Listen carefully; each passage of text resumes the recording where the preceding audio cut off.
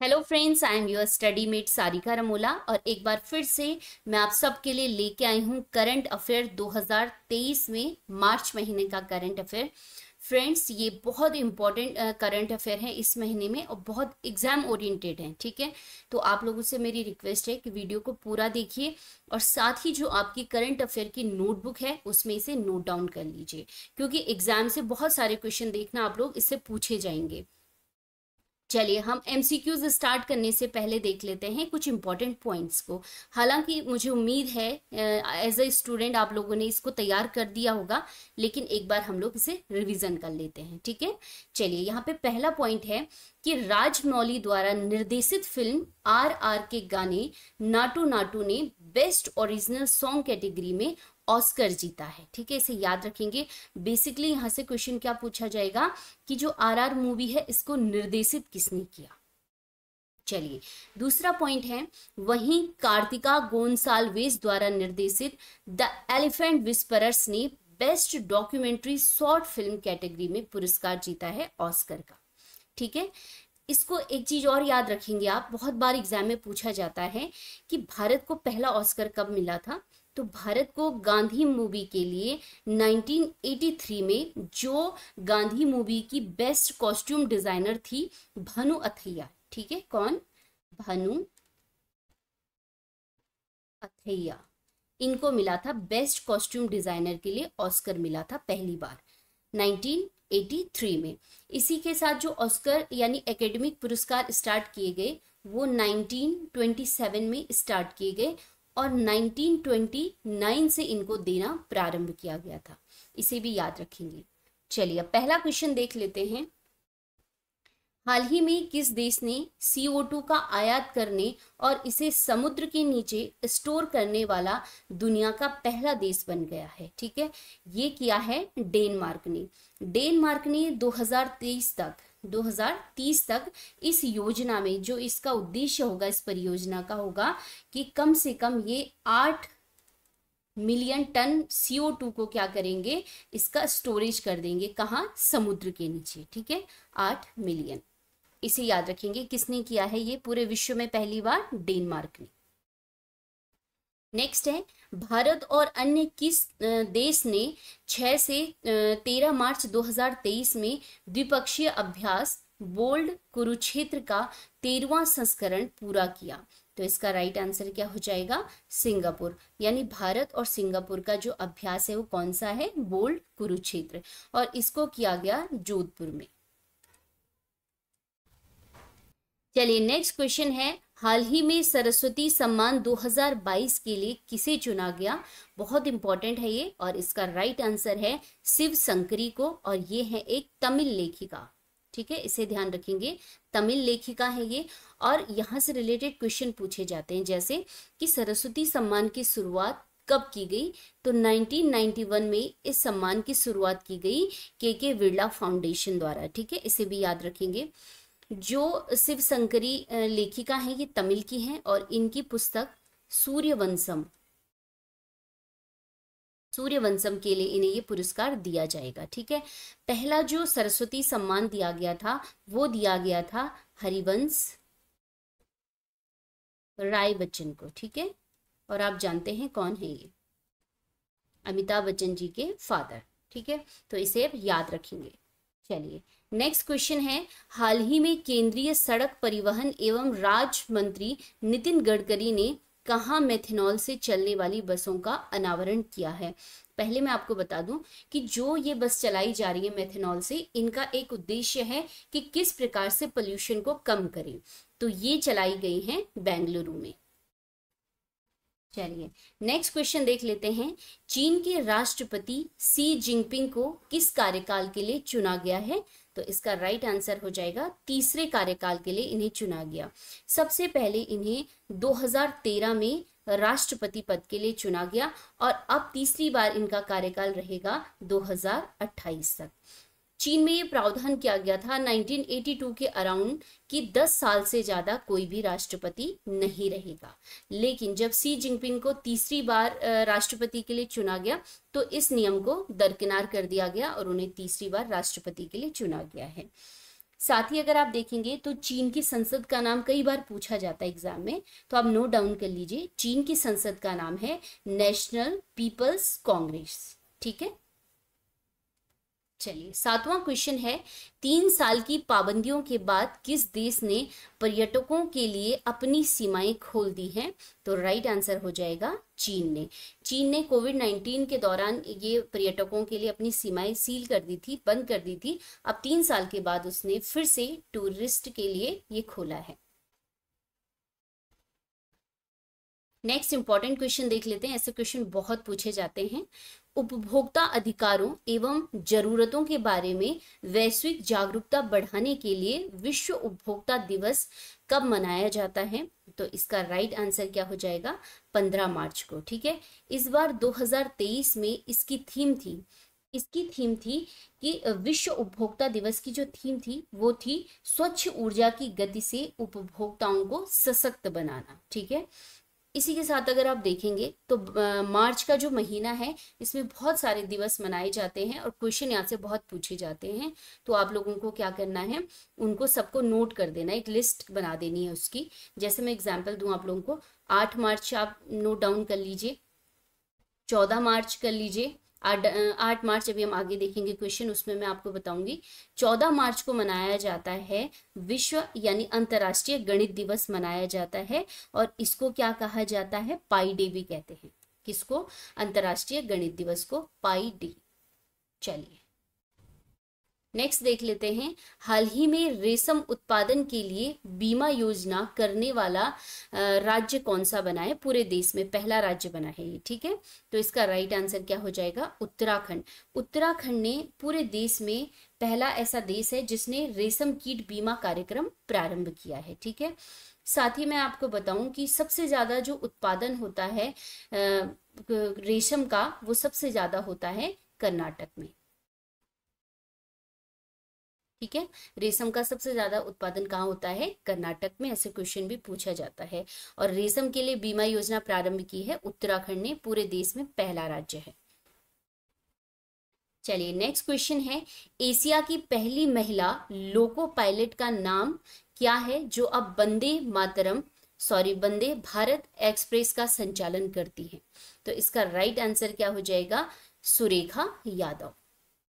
चलिए next question है, Swiss firm IQ air ने हाल ही में वर्ल्ड एयर क्वालिटी रिपोर्ट 2022 जारी की है। इसमें विश्व के टॉप 50 प्रदूषित शहरों की लिस्ट जारी की है। भारत के कितने शहर इसमें शामिल है? ये क्वेश्चन है। ठीक है, पहले मैं आपको बता दूं कि पहले नंबर पे जो प्रदूषित शहर है वो है लाहौर। ठीक है, और कहाँ का है? पाकिस्तान का शहर है पहले नंबर पे लिस्ट में, टॉप 50 में। दूसरे नंबर पे देख लेंगे तो दूसरे नंबर पे चीन का जो शहर है होटाओ, ये है दूसरे नंबर पे। और किस देश में? चाइना में। लाहौर पाकिस्तान पहले नंबर पे, होटाओ चीन का दूसरे नंबर पे। अब इंटरेस्ट देखिए आप यहाँ से कि भारत के अभी टॉप में नहीं आए हैं, लेकिन इन 50 में से 39 शहर केवल और केवल किसके हैं? इंडिया के हैं। तो इतना डेवलपमेंट हम लोग कर रहे हैं, यहां से आप अंदाजा लगा सकते हैं। चलिए, बहुत इंपॉर्टेंट क्वेश्चन है, इसको देख लीजिए, ये क्वेश्चन पूछा जा सकता है। नेक्स्ट क्वेश्चन है, विश्व के सबसे लंबे रेलवे प्लेटफॉर्म का उद्घाटन प्रधानमंत्री नरेंद्र मोदी ने कहाँ किया? तो राइट आंसर हो जाएगा कर्नाटक के हुबली में। नेक्स्ट क्वेश्चन है, किस राज्य के विधानसभा भवन में हाल ही में फूलदेई उत्सव मनाया गया? तो राइट आंसर क्या हो जाएगा? उत्तराखंड का जो ग्रीष्मकालीन सत्र चल रहा है और ग्रीष्मकालीन राजधानी है गैरसैंण, वहां का जो विधानसभा भवन है भराड़ी सैंण में, वहां पे फूलदेई उत्सव मनाया गया। चलिए नेक्स्ट क्वेश्चन है, इंटरनेशनल क्रिकेट में सबसे तेज 25,000 रन बनाने वाले दुनिया के पहले बल्लेबाज कौन है? ठीक है, जिन्होंने 25,000 रन बनाए हैं। तो इसका राइट आंसर हो जाएगा विराट कोहली। इससे पहले जो ये रिकॉर्ड था वो सचिन तेंदुलकर के नाम था। ठीक है, 25,000 रन बनाने का। सचिन तेंदुलकर ने 25,000 रन बनाए थे 577 मैचों में। अब आप देखिए, विराट कोहली ने ये जो कारनामा किया है, ये मात्र 549 549 मैचों में ही ये कारनामा करके दिखा दिया है और वो विश्व के पहले बल्लेबाज बन गए हैं 25,000 रन पूरे करने में, ठीक है, और सबसे कम मैचों में। चलिए नेक्स्ट देख लेते हैं। हाल ही में ला गणेशन ने किस राज्य के 11वें राज्यपाल के रूप में शपथ ली है? अभी हाल ही में आपने देखा होगा 13 राज्यों के नए राज्यपाल चेंज हुए हैं, तो उसको आप देख लेंगे कौन कौन से राज्यों के। तो जो ला गणेशन बने हैं वो कहाँ के बने हैं राज्यपाल? नागालैंड के राज्यपाल बने हैं, ठीक है। इसी के साथ असम के बने हैं गुलाब चंद कटारिया, ठीक है। अरुणाचल प्रदेश के कौन बने हैं? परनाइम। और आप कमेंट बॉक्स में बताएंगे कि महाराष्ट्र के नए राज्यपाल कौन बने हैं, क्योंकि ये इंपॉर्टेंट हो जाता है। जो नए राज्यपाल बने हैं उनका नाम आपको कमेंट बॉक्स में बताना है, क्योंकि यहाँ पे उत्तराखंड के मुख्य मंत्री रह चुके भगत कोश्यारी क्या थे? राज्यपाल थे, ठीक है, महाराष्ट्र के। उन्होंने इस्तीफा दिया, उसके बाद नए राज्यपाल बने। चलिए नेक्स्ट क्वेश्चन है, हाल ही में किस देश ने डेंगू के बढ़ते प्रकोप को देखते हुए 90 दिन का स्वास्थ्य आपातकाल की घोषणा की है? तो इसका राइट आंसर हो जाएगा पेरू।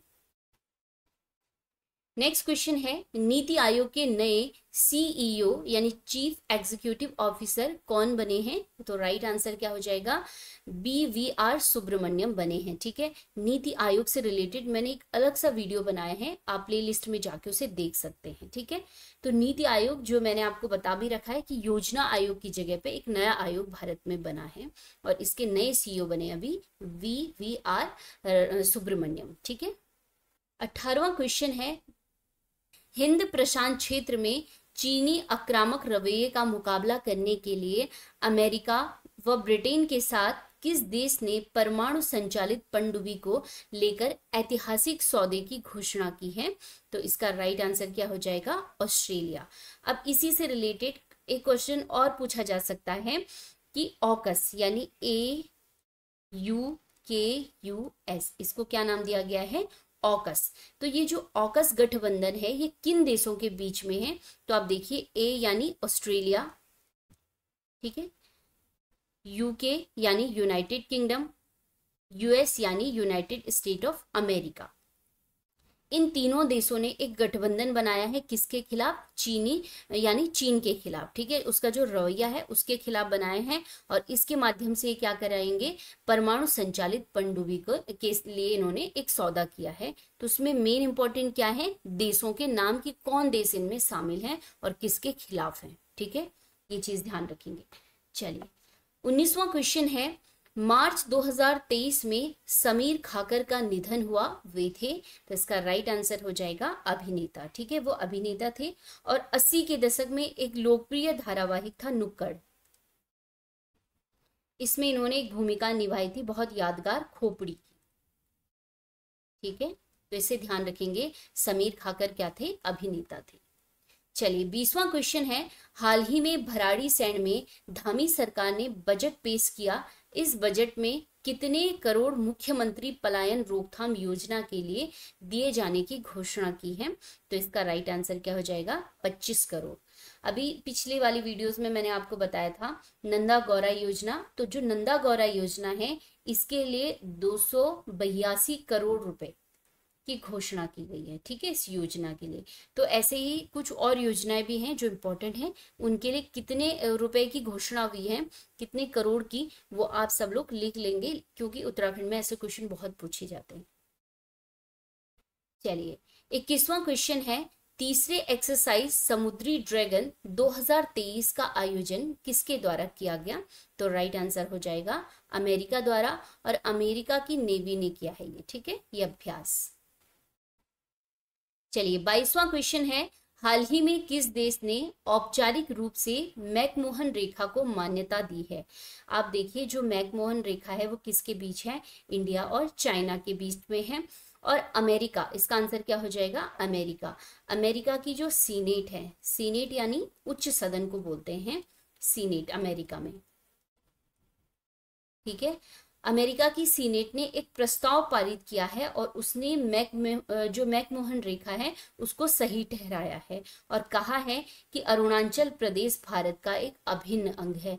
हालांकि अगर ये ये प्रस्ताव पास ना हो तो भी ये अमेरिका बताने वाला नहीं होता है कि अरुणाचल प्रदेश हमारा भारत का एक अभिन्न अंग है, क्योंकि ये भारत का एक अभिन्न अंग है। अमेरिका को इसको बताने की जरूरत नहीं है।